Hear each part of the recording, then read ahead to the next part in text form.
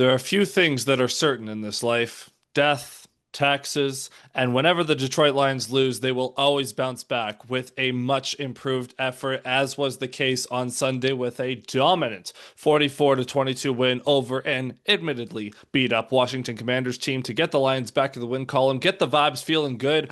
We've got all kinds of craziness that we have to talk about. We have all kinds of injuries that have happened in the last couple of days we have to talk about, and we have a big game against the Philadelphia Eagles looming. But the Lions are back in first place of the NFC North. That's the important part. Welcome in to the Payne and Drain show. My name is Zach Payne. I am one half of this podcast. I'm joined, as always, by my co-host Alex Drain. And Alex, how are we feeling back on top of the NFC North, even if it's temporarily? Well, I want to first say that I was not mad that the Commanders suck and the Lions got an easy win, but it was annoying that as a result, the Lions Commanders game was flexed out of the national game of the week on Sunday. And when I planned my trip to New York at the time, that was going to be the national game of the week. So I was like, oh, no issue. I don't have to worry about anything. It'll be on the hotel TV. It'll be on in all the bars. No issue. Well, then they flexed it out. Rams and Niners became the national game because of regional specifications. It was not available on local TV in New York City, so we had to consult the Russian streams. We did get access to the game, but it was not an optimal viewing experience. But thankfully, this was not a stressful game. This was not a game where you had to watch every play live to get the basic gist. This was a pretty big blowout. Yeah, it was similar to how we felt about games in the past. There was no point of this game that felt competitive at all. From the get-go, it felt like the Lions were in firm control of this one, and they were able to dictate everything that was happening, especially with the offensive side of the ball, as the Lions offense was completely dominant. And the biggest story coming out of the game is not only was the Lions offense so dominant, they also had someone else at the helm. Dan Campbell assuming play calling duties, taking over for Johnny Morton, who was, I guess, still part of the game planning, but Campbell took over the more active role on game day. Now, just initial reactions to you. Does this feel similar to 2021 when Anthony Lynn had his play calling duties revoked? I don't think we can go that far. I mean, obviously the parallels are obvious, but I don't think we can go that far. Like that Lion offense was not good. They were struggling on, and obviously the team was not good. They didn't have the pieces up front. Ragnow was hurt. Decker missed a lot of that year too, didn't he? I'm Pretty trying to sure, yeah. remember, but yeah, I mean it was a pretty dire situation. It was a first year coach. He hadn't really worked with Lynn before, whereas Morton is someone they're a little more familiar with, and they brought him in to do this job. So I'm not willing to say he's thrown overboard yet, but he might be. I think it just depends on how the next couple of weeks go. If Dan did that to sort of set an example, and then he's going to turn it back over, or really how they're going to kind of go about it this year. I'm not sure how that's going to go. Um, Obviously, it was a nice first week, but at the same time, it felt like Morton probably could have put up a crooked number against that Washington defense. They really were not stopping anything the Lions did. Yeah, so because of that, we do have to grade on a curve, as you say. So, when looking at the way the Lions offense played, it felt like the run game was a lot more diversified. They called a lot more trap, a lot more wham in this game, a lot more. I really liked like the pin and pull, like toss concept on Gibbs' third touchdown. The run game was dominant, and they also obviously got a lot more Jamison Williams involvement in this one, especially in that third quarter when he just took over a drive, which was nice to see. How did you feel about just the way the game was being called without taking results into account necessarily? Because obviously, like you say, they would have been dominant regardless. Yeah, I mean, I think it was a well called game overall. I particularly liked the passing stuff, getting JMO involved, and they also had Khalif Raymond involved quite a bit more than he has been in past weeks. They got Raymond an end around. He also had four catches in this game, 49 yards. He converted a fourth down as part of that. And so it was really seemed like an effort to try to spread it around. You look at the catches: six for JMO, five for Amon Ra, five for Laporta, four for Raymond, three for Gibbs. I mean, very balanced approach. And likewise in the run game, They split between Montgomery and Gibbs very evenly, as even as you can get, 15 carries for both guys. Just seemed like a um, an approach to try and just add a little more variety, get everyone in the mix, get everyone involved, try out different stuff, and against a team that wasn't offering much resistance, it had a lot of success. Yeah, and should also mention the Lions ran a lot of 21 personnel, or a couple of plays with 21 personnel with both backs in the game where Gibbs would. There's one where he got split out wide, and that was one of his receptions on kind of delayed slants that he ran, just sitting in around the line of scrimmage. A lot of action where the Lions were able to just take dump offs like 5 yards deep, and then no one was near them. The Commanders were really backed off in the secondary for some reason. And up front, they offer no resistance. Now, part of that is because one of their key pieces decided to get himself ejected from the game with a weird sort of situation where Amon-Ra St. Brown gets into some sort of altercation with Daron Payne, and then a few snaps later, Daron Payne goes up to him and smacks him in the face, which you can't do, regardless of what Amon-Ra did in the like previously to warrant that kind of response from Payne. Very odd situation, and Payne did get suspended a week for that. Now, in the aftermath, obviously, we saw the video of Amon Ra also punching him back. It's just me, or did it feel like Amon Ra, like, it just didn't feel nearly as significant as the retaliation?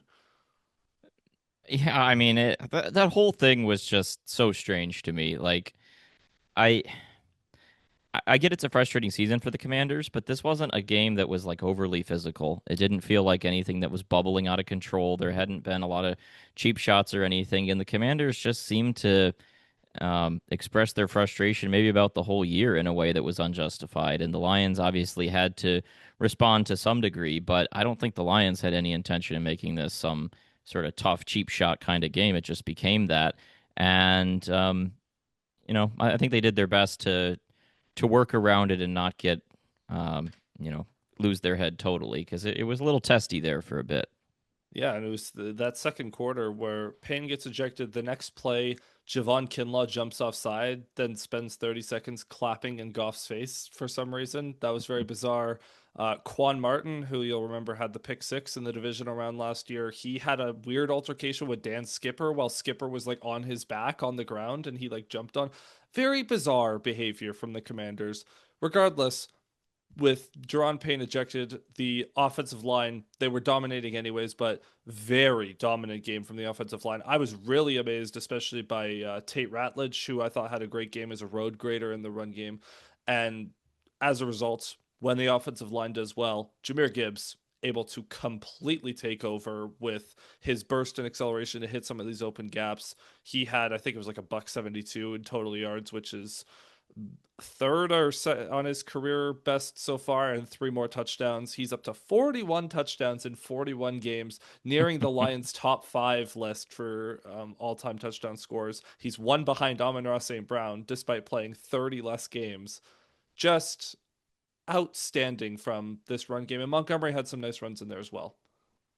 Yeah, I mean, acknowledging that this Commanders defense has got its issues and acknowledging that the Lions offensive line is better against on the run blocking than in pass protection, it kind of goes back to what we talked about last week, where with these young guards, it's just kind of been up and down, where Ratledge in particular, but the line as a whole, where they'll have a week that is really good and we're coming away feeling confident, and then we'll have a tougher week after that, and then it's just kind of been a seesaw, and I think that reflects the reality of the situation. This is a pretty mediocre offensive line. It's going to have its good weeks, going to have its bad weeks.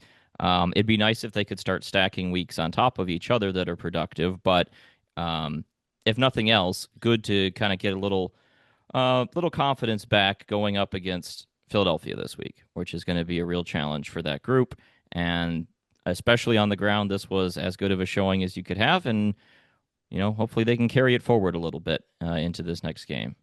Yeah, so over 200 yards on the ground, over 500 yards of total offense. And another thing that we've talked about before is how much better the offense as a whole looks when they're able to run the ball, set up the play action. When the Lions are able to run the ball, not even to this degree, obviously this was an outlier, but when they're able to run the ball effectively, there's very little you can do to stop this offense.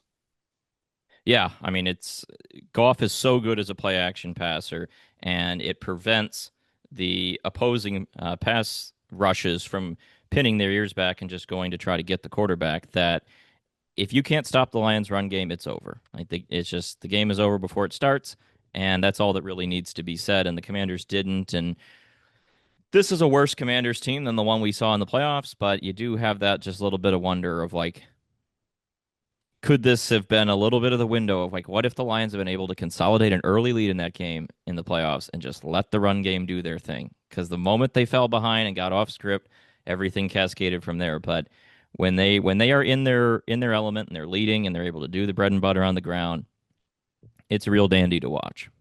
Yeah, so spectacular from the offense. We'll see how things do against a much, much better Eagles defense, and especially an Eagles front next week.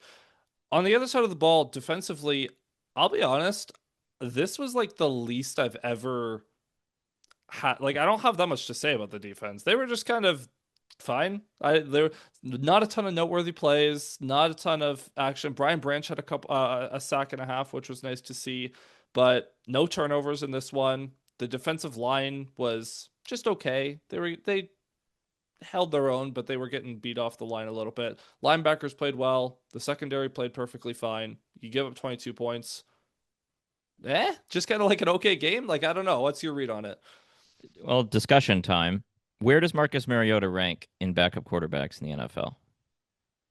Well, among backups, he's got to be pretty high. Is he the best backup in the NFL? Like true backup, not like a Tyler Shuck and Rattler situation where there's no starter, just like a true backup. He's got to be near the top, I would say. It would have been him or Brissett, right? Probably, yeah. Brissett's probably ahead of him, but So, it's a short list. And yeah. Mariota, to his credit, played a pretty decent game. 16 and 22, 213, two touchdowns, and this was a blowout, and yet it could have been a lot worse. Like they made some really nice plays, the Washington offense.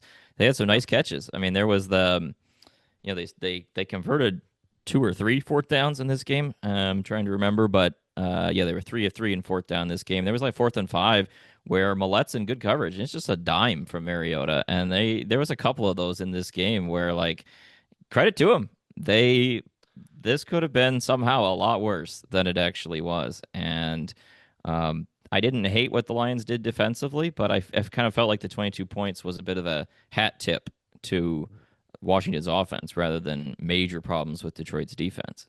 Yeah, weirdly enough, Zach Ertz was having a super solid game. Like he had a couple of really nice contested catches and like climbed the ladder on a couple, which was interesting to see. I Now I didn't even know this guy was in Washington, but Traylon Burks also had a couple of nice catches in this one, a nice place. He had like 58 yards. It was like just this cast of misfits that the Commanders were rolling out, and then Debo got a touchdown on, I assume, just a busted coverage of some kind on that fourth down. Just a very Yeah, decent it, game from them. yeah. I mean, the Lions got on that fourth down. That created an open look. Um, Otherwise, yeah, Burks had a nice game. There was that Chosen. Who No, is that? Robbie Anderson. It is Robbie Anderson. I refuse. Yeah, Robbie Chosen, one catch, 17 yards. Lane has the one catch for 41 yards, where he just was that the one on Branch? Yeah, that was the one on Branch. Yeah, Which again, just like, a wasn't bad coverage. great It play. was, yeah. Credit to him. Ertz, you got to expect when he's facing a team where he played so many years and so many great memories, like the Lions, that The revenge game. the revenge game, Lions legend. But yeah, kind of just a cobble together offense that had a nice game from Washington. And on the Lions side, they didn't get a ton of pass rush, but I couldn't tell if that was design where they were trying to keep Mariota in the pocket or what was going on there. Run defense mostly bottled them up. 93 yards on 27 carries is fine. Still too many of those 6, 9 yard chunks. We say that every week. Maybe it will eventually matter some week, but just something to file away. At the end of the day, this is a game where Lions were up 21-3 pretty early in the game. You never had the sense Washington was going to come back, and it just wasn't a very intense game. Like the only elements of intensity were the physical altercations, which is not what you want. And then, is anyone going to remember anything about this game other than uh, a certain president of the United States on the broadcast? Like, that's going to be the prevailing memory of this game. It's Uh, this. This was a pretty just routine victory. yeah, and we don't have to spend time on whatever that was. Doesn't matter what side of the political aisle you fall on. We don't need the president trying to commentate or not trying to commentate. Being on the broadcast, that was just bizarre. And I couldn't help but be like, what is going on here? Even as a Canadian. Yeah, that's very strange. But I feel like just this is a just a general topic. I feel like that works a lot better in baseball, right? Like baseball is such a much better sport to have the celebrity guest come on because you got dead time, third inning of the game. Okay, let's bring on whoever. Right, the Tigers do that all the time. They bring on Yeah. various celebrities and people that are at the game, and it's fine. But football is just it moves so quickly that it's hard to, even in a game like this, which was a blowout. You're missing crucial aspects of the game by having a celebrity guest on, and that's what was happening with replays being missed and a penalty they didn't Well, show us what happened, and that so was not exclusive to the broadcast to just that point though. Is that is the true. broad Yes, like the Fox broadcast was horrible on Sunday. We didn't find out Deron Payne got ejected for slapping Amon-Ra St. Brown until the clip surfaced on Twitter. We didn't see it live, and they took like 10 minutes to show it on the broadcast. They there was like a at one point there was like an injury timeout that they just were showing something on the sidelines, and they're like, oh yeah, there's an injury, and oh, by the way, someone got ejected. Yeah, like who, it was just very bizarre. The Fox broadcast and missing key replays, never showing replays. They're just allergic to showing replays over there. I hated everything about that experience. we didn't get any Dion Branches though from Vilma, right? I didn't hear No, any. well, it's because I don't it's because Branch didn't. He had the sacks, I guess. That so maybe he Yeah, was that's just that's true. cleaned up his act. Yeah, just a weird game overall. Routine win. Yeah. Good job. I mean, honestly, probably the most interesting part of this game is the special teams and like area, right? Where we at least have something to kind of talk about there. Yeah, well, we'll start with the returns where the Lions give up another good return. And Yep. for the most part, the Lions have kind of on special teams reverted to the way the defense was in week 1 against Green Bay, where 90% of the time it's good. 95% of the time it'll be stopped at the 29-yard line exactly for some reason. And then there'll be one out of like 6 or 7 returns that just gets popped for at least 50 yards. And Jake Bates, incredible tackle to save an even bigger return there at midfield. Why is Jake Bates having to make a tackle? Well, that's a different problem. But hey, credit where credit is due to Bates. That was nice to see. Yeah, we shouldn't be talking about kicker tackling. That should not be a frequent topic of discussion. And that kickoff return, they ended up playing fine defense on that possession, but Washington gets 3 points because of the field position. And it just has been too often of a case. You cannot be gifting points on special teams. And it happened last week with the blocked field goal, and it happened, unfortunately, in this game. And then you have missed extra point in this game. The one thing I wasn't sure about is whether this is a blocking issue or this is a Bates kicking too low. It's probably a combination of both because the kicking low has been a problem. But do you have a take on that? I think it's a kicking low problem because there was also that 28-yard field goal that Yes. was like Yes. 1 foot off the ground. No idea what I don't know how this became a problem. Like this was usually not a problem that you have to worry about, but suddenly in the last 2 weeks, Bates has like forgot to lift the ball on his kicks. It's very bizarre. I was happy that he had like a 44-yarder at the end where he was able to just actually get it through the uprights because where did this come from? This is weird. Yeah, I don't know what's going on with that, but again, it needs to stop. Other things in this area, Jack Fox, no punts, was not Yep. needed on Sunday. So hopefully he enjoyed his rest, and we'll probably see him next week against I Philadelphia. Because I saw the stat that I forget who the official is, but the last like 20 drives the Lions have had with I think it's like Novak or something, the official. The Lions yes, have yes, the Lions haven't punted in like 21 drives with him as the official, which is hilarious. Yeah, that's bizarre to me. Other things, game theory related. I have the Commanders punted down 19 in the third quarter on a 4th and 3, and I know it was deep in their territory, but I mean, what message is that sending to your players? To me, if you're Dan Quinn. Fair, but at the same time, I would also be like, the writing's on the wall. Let's get out of here. Yeah, I get that. I mean, if it's 4th and 12, you don't do it. If it's on your own 4 yard line, you probably don't do it. I just felt like it was like at his own 30, and 3 yards isn't that much. Like I don't know. It just was a little too wave the white flaggy to me at that point in the game. But that's just my take there. The Lions had 3 4th down decisions of note. And they were all in the same drive. They had a 4th and 1 at the +41 with one about 2 minutes. I think it was at the 2 minute drill. They were up 22-10. Obvious go to me. Yep, Yep, obvious. they did. Then 4th and 1 at the +23, same drive, up 12, about 1 minute to go in the second quarter. Pretty obvious. Yep. And then to conclude the drive, 4th and goal at the 4, they with 14 seconds left, they kick. I agreed with this at the time. Yeah, I mean, I felt like just you go up 15, was it? And you trust the way your offense has been moving the ball. If it was only like if the Lions were up by 7 at that point or up by 10 at that point, it's like, yeah, like I feel like they're fine. Right. And it wasn't to make it 3 scores, but you're going up 15 and you're getting the ball out of the half. And I don't Yeah, know. I think that's It the key just, as well. If the Commanders were getting ball out of half, I would have been more inclined to push the advantage. yeah, the only thing I was worried about is that little sense of like, if you don't get it, then they get a big stop right before halftime and they're only down 2 scores and they got a little energy. And I don't know, just kick the field goal, get the ball restart. And then by the time Commanders saw it again, it was a 3 score game. So the Yep. Lions, I think they did fine. I had no issues with Dan on those ones.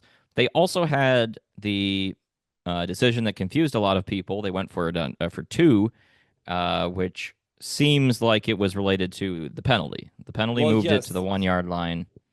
Yeah, that was because of the penalty. Like, if you're on the 1 yard line, it makes sense. You trust yourself to get 1 yard a lot more than you trust you to get two. So I like going for it. Right, and then they run with Montgomery, and he just paves his way right into the end zone. So it wasn't even a um, stressful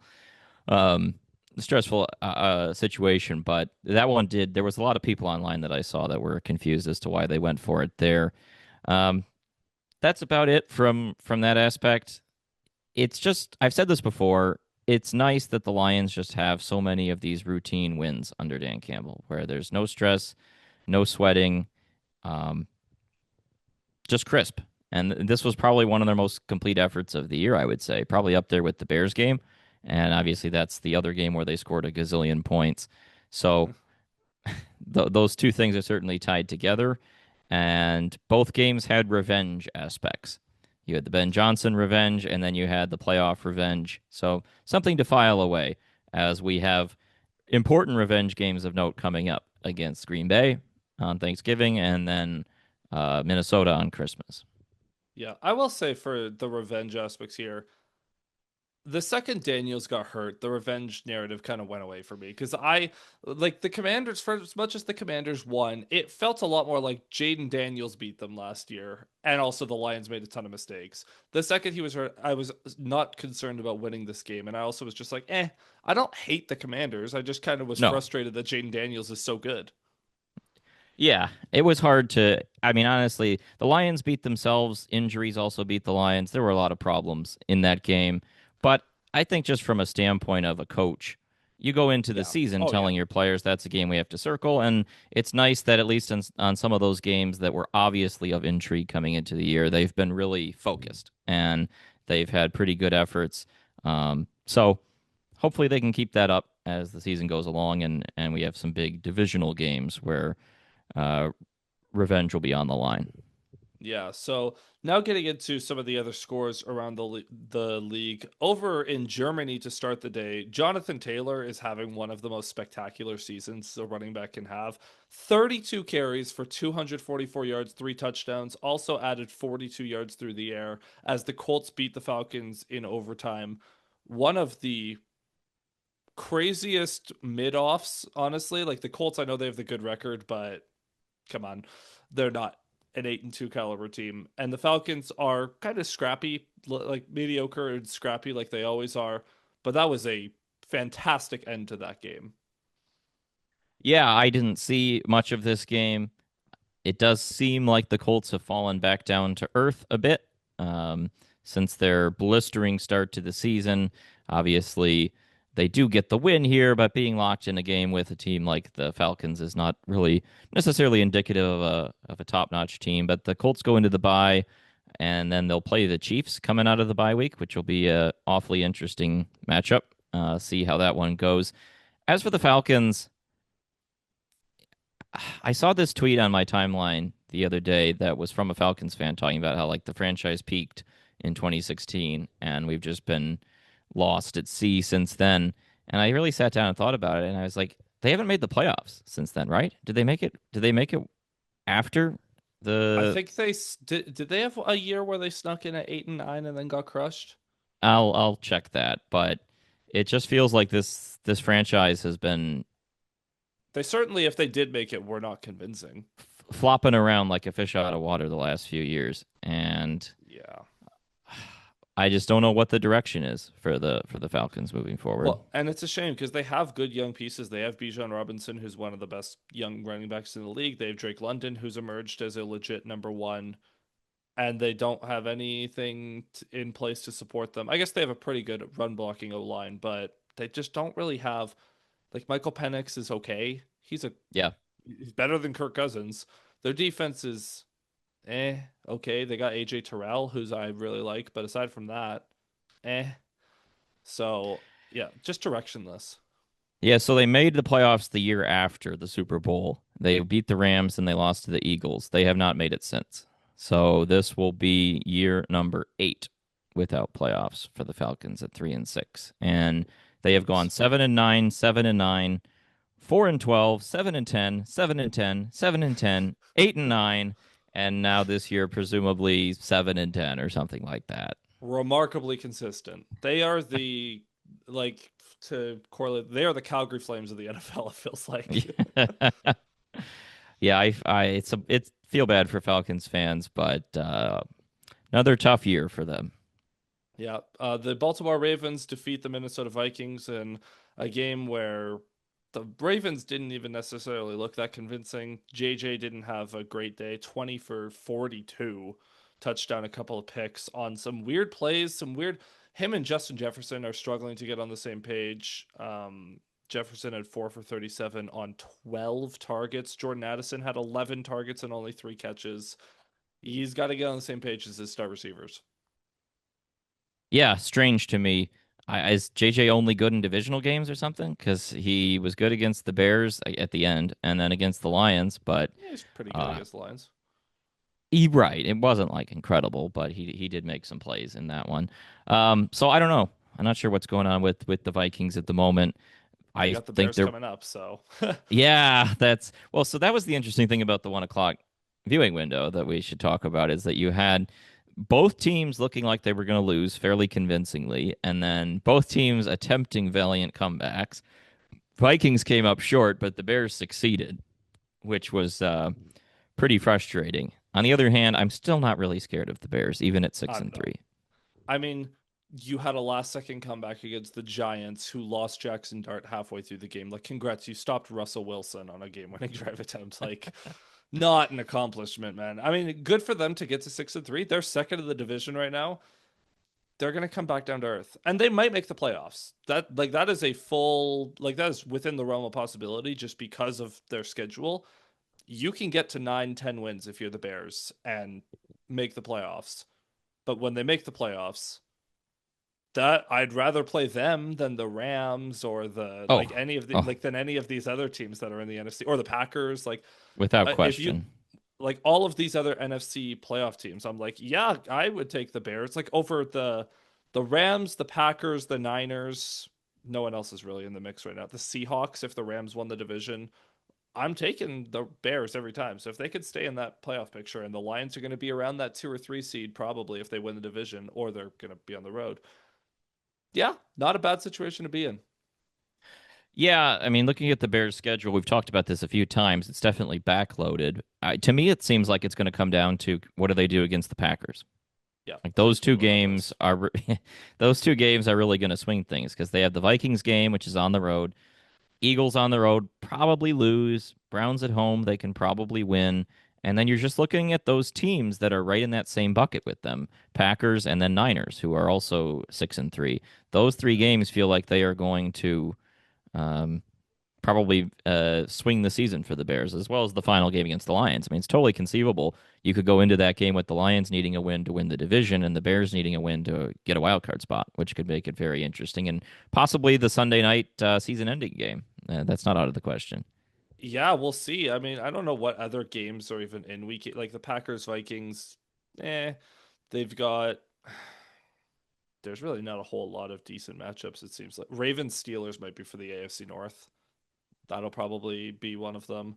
Or Seahawks, Niners for the division, like potentially. Yeah, yeah, that one could.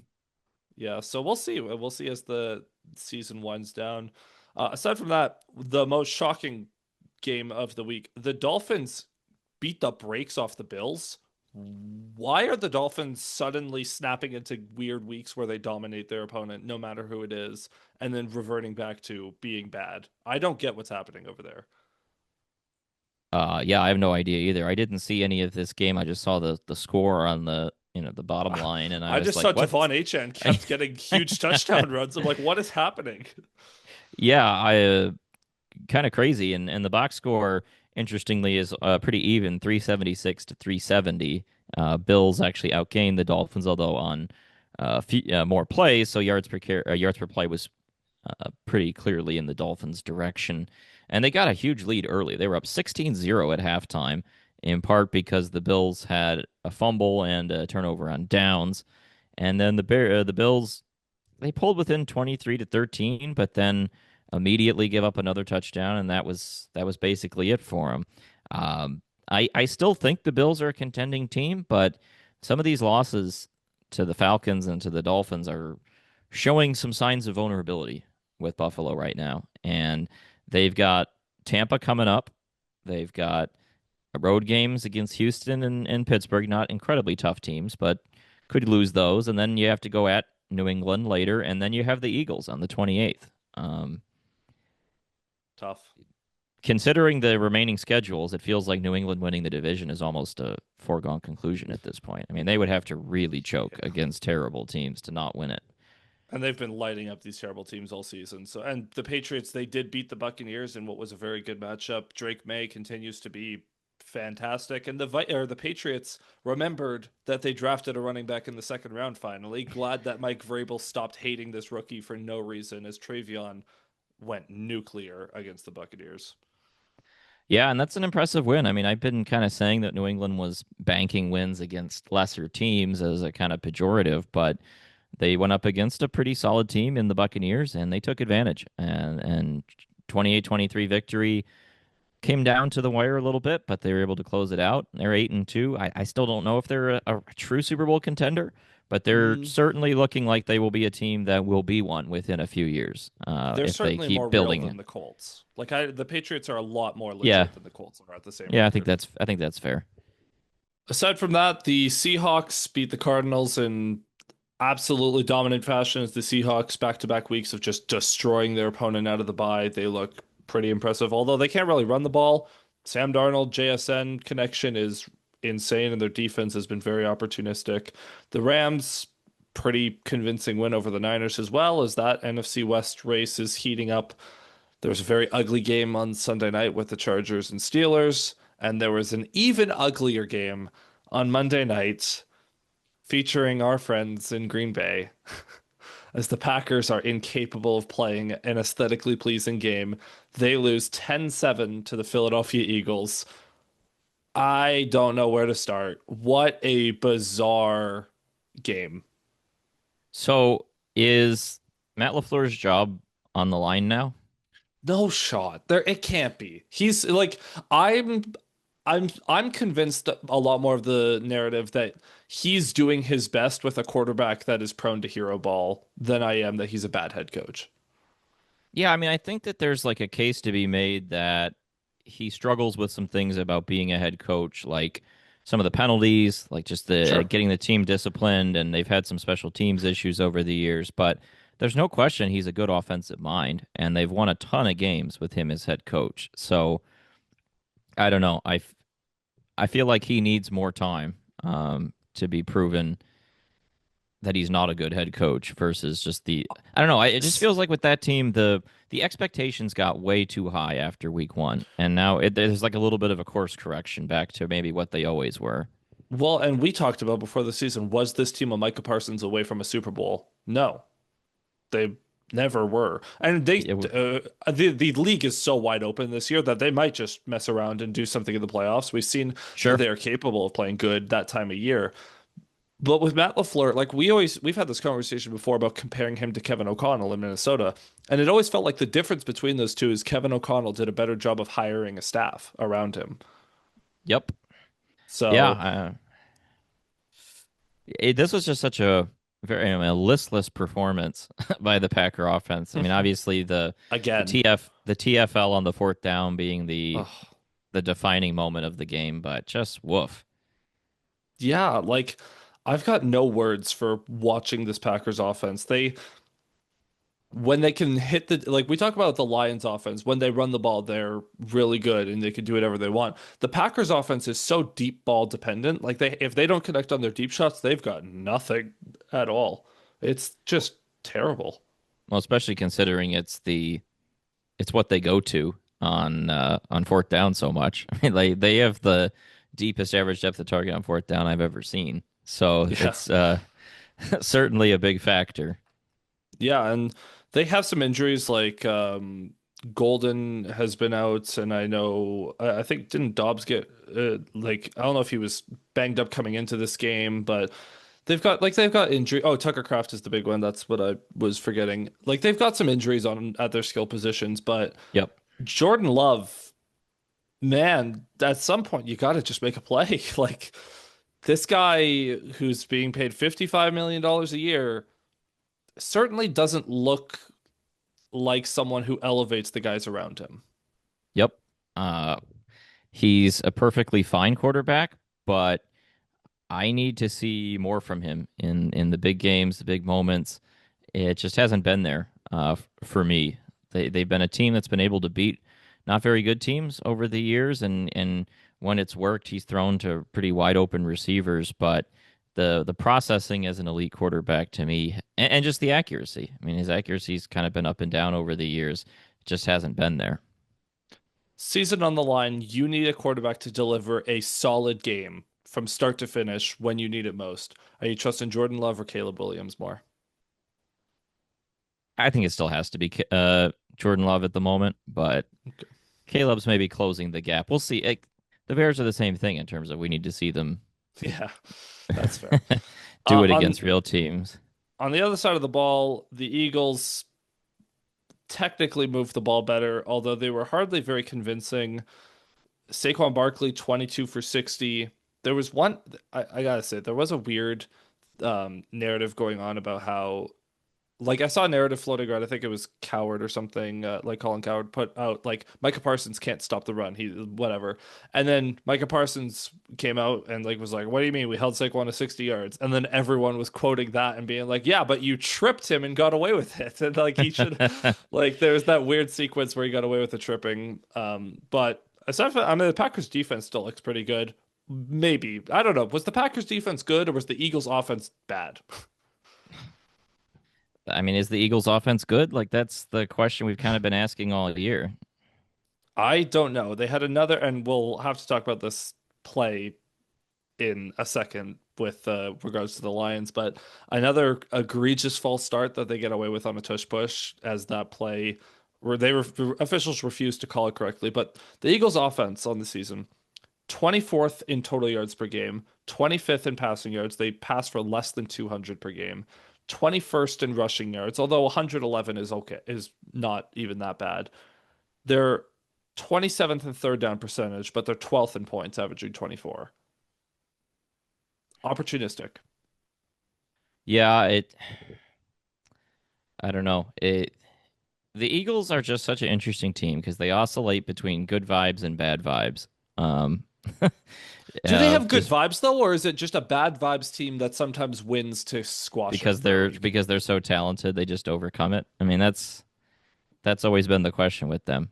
Um, Yeah. but they're certainly talent, and that's the big story for me coming into this game against the Lions. Yep, and we can kind of kickstart that matchup. So I read out the Eagles' offensive stats, but we can't really avoid it because I think it's more important to get this conversation out before the game happens. How do we feel about the tush push? The tush push at this point? Like we've said it before, but just to make sure we have this clear, the tush push is a perfectly fine play when the officials officiate it properly. If the officials won't officiate it, that's when we have a problem. There was that camera angle from down the line during the Monday night game where you just see both guards go a half second before the ball is snapped. And it's just like, what is going on here? Like, do we need a referee to get down on his knees and like lay on the turf parallel to the line of scrimmage just to see who moves first? Because like this doesn't seem like it's that hard to do. They just refuse to officiate it correctly. Um, but it's a play that changes everything for the Eagles. The fact that they can get fourth and ones automatically or third and ones automatically has been a gigantic help to their offense. And I'm all for quarterback sneaks. I like quarterback sneaks, but this play in particular, we've said it for since the start of this show. Whenever it's come up, it has to be refereed correctly. They continue to not do it, and here we are. Yeah. So the Eagles' offense at large, we know what they want to do. They have a litany of skill players. They have guys like AJ Brown, Devonta Smith who can air it out. They've got Saquon Barkley. Jalen Hurts is a fine distributor of the football. He can run, he can throw, especially when he's protected. I know they have some injuries up front. Lane Johnson was limited participant in a walkthrough practice today. He had that bad looking ankle injury last week, but it seems like he'll probably tough it out and play. No idea what we're going to see from the Eagles on a given week. Like the Lions defense could come out and hold them to 10 points, or they could get lit up for 45. I have no idea. There's no predicting what is going on. Like I don't know how like I don't even know how to properly preview this. The Eagles are weird and I don't know what to expect. Yeah, I mean, Lions have done pretty well against mobile quarterbacks this year, so that's something that's positive going into this game. I have a feeling this is going to be one of those games though where the Lions are going to focus on contain and Yeah, the Eagles offensive line is so good that Hurts will just have 45 years to throw. which doesn't always mean a good thing. I mean, his processing Fair. has always been up in question. To me, the biggest story is what does the run defense look like against Saquon Barkley? Because I have had my questions about the run defense this year, and this is going to be a huge test for them. And they can't give up a 50, 60-yard home run. No. Like, they need to keep it contained. Yeah, it's similar to like the James Cook issue against Buffalo last year when he went nuclear, like he dominated the Yeah. Lions and the Lions couldn't stop the Bills offense as a result. I do want to bring this up relating to the defense. This from Al Karsten on Twitter. The Lions run defense with versus without Tyleik Williams on the field. With Williams on the field on 105 rushing snaps, 3.4 yards per rush, first in the league, 30% offensive run success rate, tied for first in the league, 4.8 explosive run rate, that's third best among defenses, and a 32.7 run stuff rate, which is first. Without Tyleik on the field, 106 rushes, 4.7 yards per carry, 42.5% success rate, 5.7 explosive run rate, that's still pretty good, and 8.9 stuff rate, which is dead last. When Tyleik is on the field, the Lions' run defense, very good. When he's off the field, not so much. With Aleem getting back into the fold, do the Lions need to prioritize keeping Tyleik on the field? I mean, those numbers are interesting to me because I haven't always been in love with Tyleik this year when I've gone back through some of the tape. Like, there's been some ups and downs, but I don't know. I'm a little I curious about think it. I think the difference is Aleem McNeil's a very aggressive player. He wants to Yeah. beat his guy and get in the backfield like he is a penetrating three technique.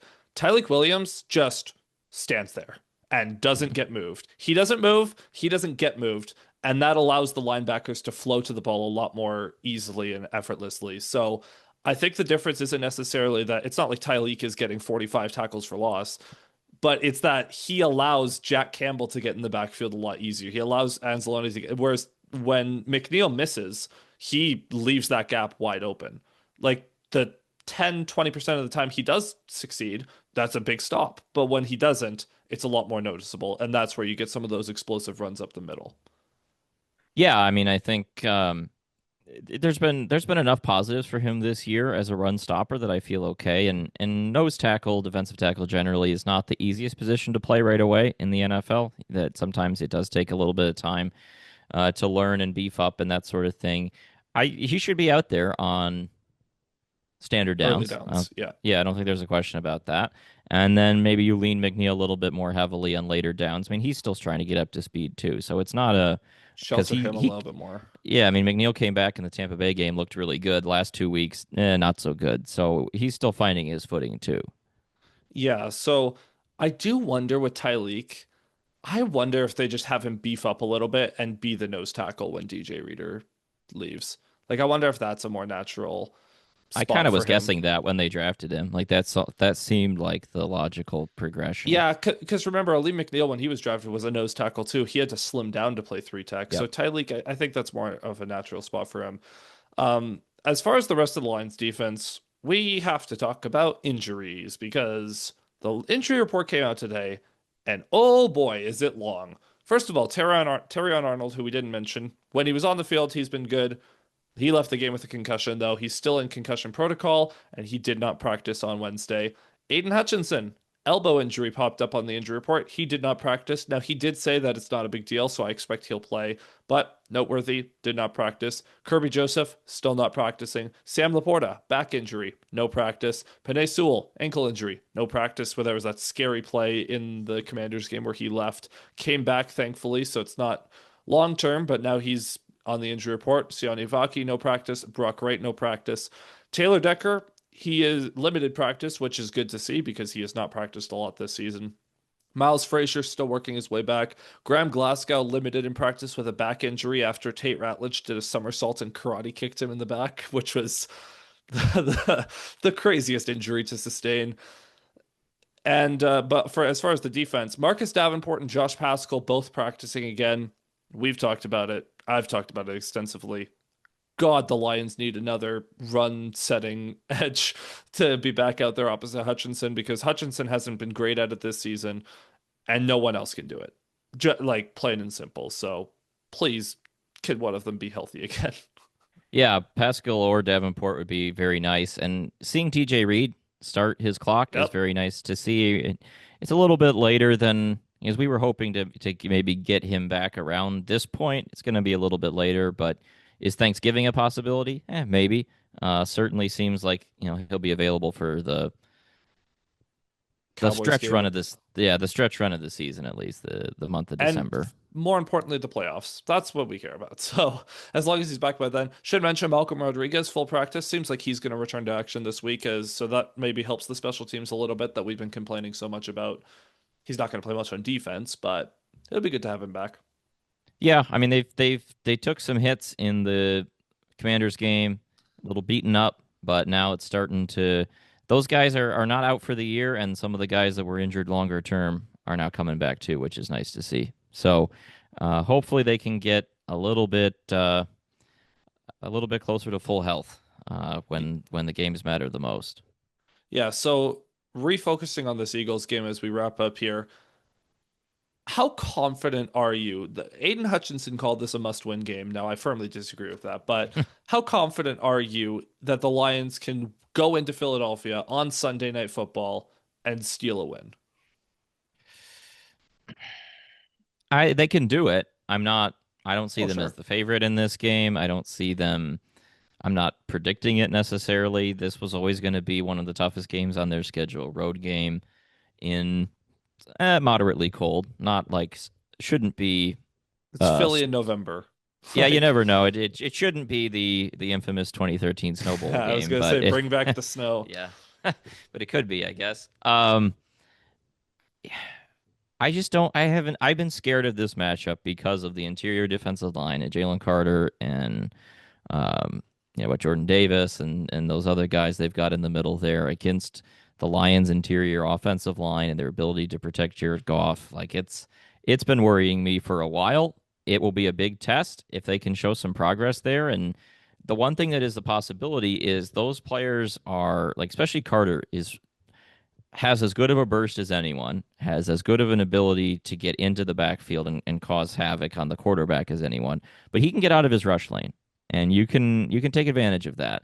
So if the Lions can actually run the ball because they're toying with what the Eagles are showing them up front, that puts you in those second and threes, and that's when Goff goes to work. And as long as he has just a little bit of a time, if they're in the play action pass game and they're staying on schedule, he'll be fine because he's good against pressure when he's in those situations. It's just been when they've ended up in the third and tens that have been so devastating this year.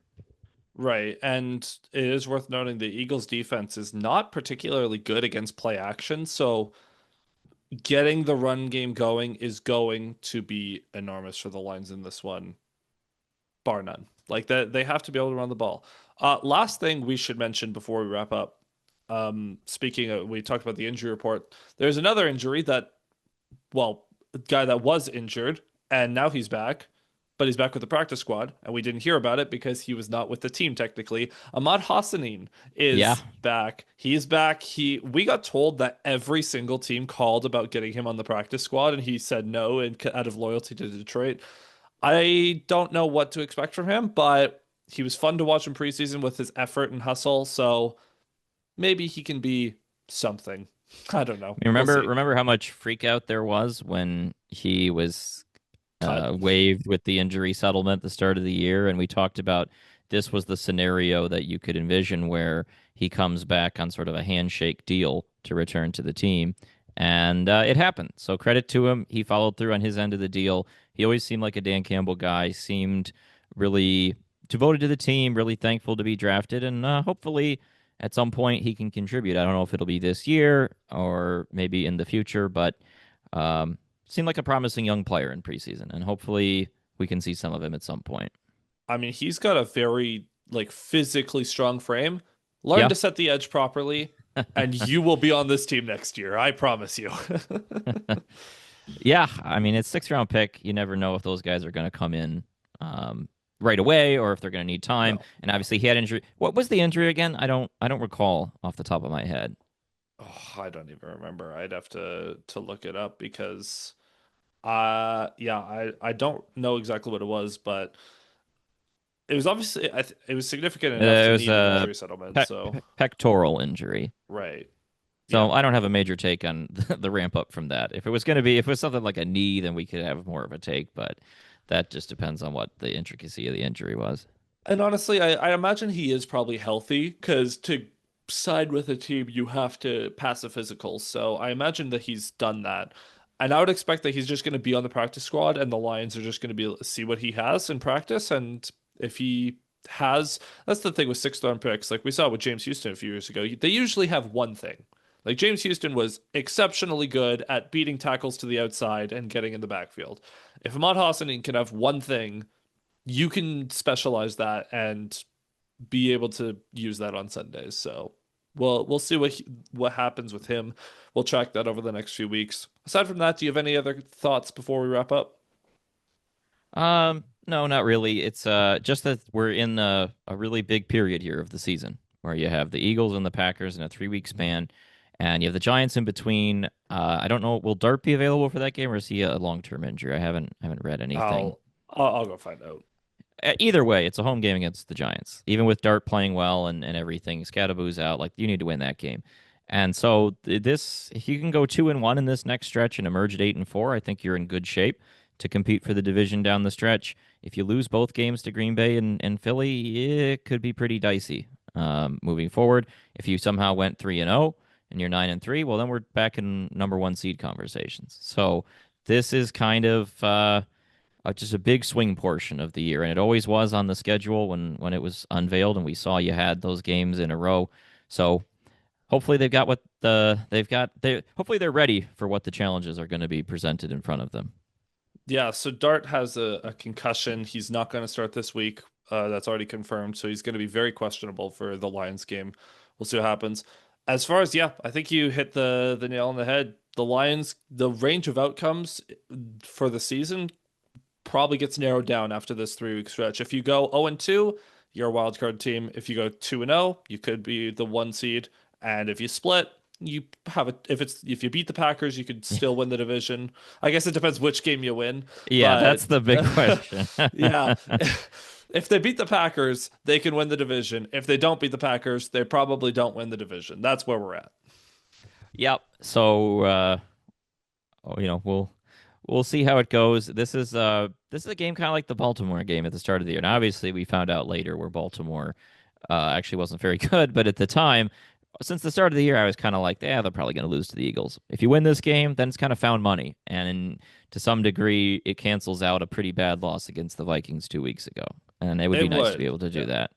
Yeah, and this is also noteworthy because obviously the Eagles defending champs, and this is presumably a potential NFC Championship preview. So you need to know how you stack up against the best in the NFC. This will be a great chance to do that. So hopefully the Lions, even if they lose, at least hopefully it's a competitive game. Don't get blown out.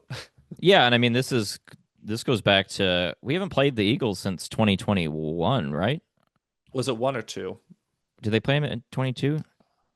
It was Let one me of let me look them. that up. But the last few I years here, where the Lions and Eagles have been two of the top teams in the NFC, there's been haven't so much played. talk about who would win in the hypothetical matchup, and they haven't played. So that Yep. part is actually pretty interesting. And they're Let's most see. like both teams are mostly healthy going into this game. Like they have some injuries, but it's not anywhere near what it would have been if the Lions made the NFC Championship last year. So Yeah, it was the season opener against the Eagles in 2022 was the last meeting. So that's a long time ago. I mean, yeah, that game 38-35, I believe the Eagles won yes, when the yep. Lions tried to have a comeback.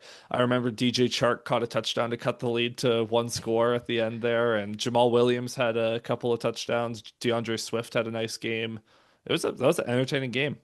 It was an entertaining game, and that was the part of the year where, I mean, they started that season with just some barn burners in a row. The Eagles game, they beat the Commanders. That Vikings game was really close, and then Seahawks 48-45. I mean, Yeah, that was that was an exciting little stretch to start that season. So a lot has changed. I mean, last time they played the Eagles, Jalen Hurts was still kind of a joke of sorts. Like it wasn't we weren't really sure if he was going to be a Super Bowl winning quarterback, and now he won the Super Bowl and was Super Bowl MVP. So a lot has changed, and hopefully the Lions battle. That's all. You just like as you said, don't get just blown out. battle.